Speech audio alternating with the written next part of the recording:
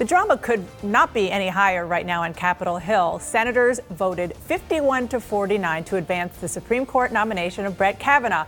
51-49, rather. That is as slim a majority and a margin as you can get in the United States Senate. Now, the final vote is expected to be held at some point tomorrow. It is not over yet. All eyes are on 3 senators who voted yes today on that procedural measure, Republicans Susan Collins and Jeff Flake, and Democrat Joe Manchin, any of whom could vote the other way when it comes to the actual vote to confirm Brett Kavanaugh. Another holdout you see there on your screen, Republican Senator Lisa Murkowski. She voted no and is expected to stay that way for the final vote. Now, as for Senator Collins, she told reporters on her way to the procedural vote that she won't announce her final vote on the nomination until 3 o'clock Eastern today. I will be voting yes on proceeding to the final confirmation vote, and I will announce my intentions on how to vote later today. Thank you. Have you made your mind up, Senator? Senator, have you made your mind up on your final vote, though? Is it conceivable that your votes could be different between Senator, have you made your final vote? Perjured himself. Don't put a liar on the court. Is your mind made up? Don't put a liar on the court. Don't put a liar on the court. Don't put a liar on the court. Don't put a liar on the court. Don't put a liar on the court.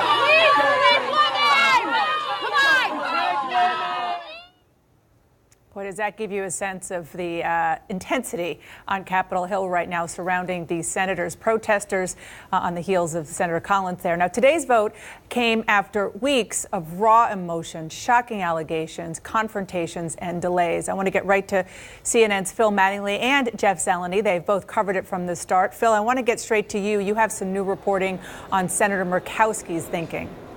Yeah, obviously she was the big news of that procedural vote, deciding to vote no, standing up quietly, saying no, then sitting back down during the roll call. She just told reporters that she will be a no for the final vote as well, saying Brett Kavanaugh is not the right man at this time, also saying that this was one of the toughest decisions she's ever had to make. And I think it's really important to point to that. A lot of people have been watching these votes or these undecided senators and saying, well, what are the politics? What's the polling here? What's this going to mean for their reelect either in 2018 or 2020?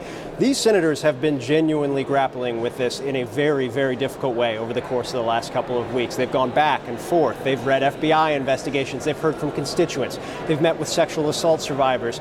This is why this is such a complex issue. This is why this is such a complex vote. Now, Dana, I will tell you, while we know now that Senator Murkowski is a no, and we know on the procedural vote they did get the requisite number of votes to move it forward, as you noted, it's possible that Senators Collins, Flake, and Manchin could flip their votes to no at the final vote. I will tell you this, as of late yesterday afternoon, I was broaching this possibility with senior Republican staffers who basically scoffed at the idea. How on a confirmation could you vote yes to advance and then no to confirm? Basically saying you can't have it both ways. The politics of it are extremely nasty and it wouldn't play out well. Essentially, do what you need to do, set your decision and go forward. And yet, here we are, 24 hours later. That's exactly what people are weighing right now. As you noted, the key thing to watch, I just spoke to Senator John Cornyn, the number 2 in the U.S. Senate, is Susan Collins at 3 p.m. What she says will go a long way to dictating what happens in that final confirmation vote. And Senator Cornyn, the whip and the second-ranking Republican in the Senate, says Senator Collins has not shared the information about what she's going to say to anybody in leadership. Maybe she doesn't know what she's going to say yet. I think that is entirely possible. Phil, thank you so much. Underscoring what Phil just reported, that Lisa Murkowski was a no, voted against her party on the procedural vote, and she is now making clear that that is a full no. She's voting no on the confirmation of Brett Kavanaugh. On that note, let's get straight to Jeff Zeleny at the White House. Jeff, the president was watching as this vote was taking place?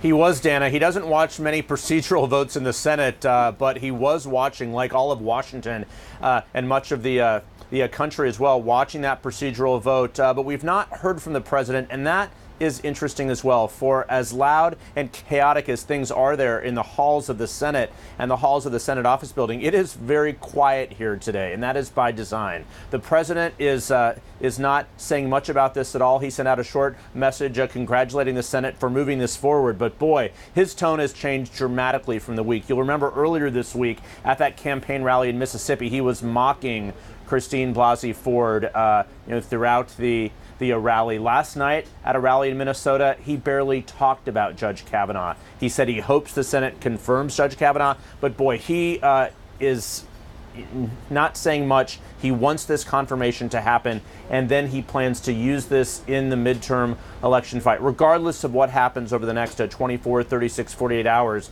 if Judge Kavanaugh is confirmed or not, Republicans believe that this is a weapon for them in the midterm elections. Of course, Democrats believe it is as well. But the president does not have any public events on his schedule. His silence so interesting because at this point, he is a bystander in this process. If the judge is confirmed and becomes Justice Kavanaugh, this will be a monumental development in the Trump presidency, having two key appointments to the Supreme Court.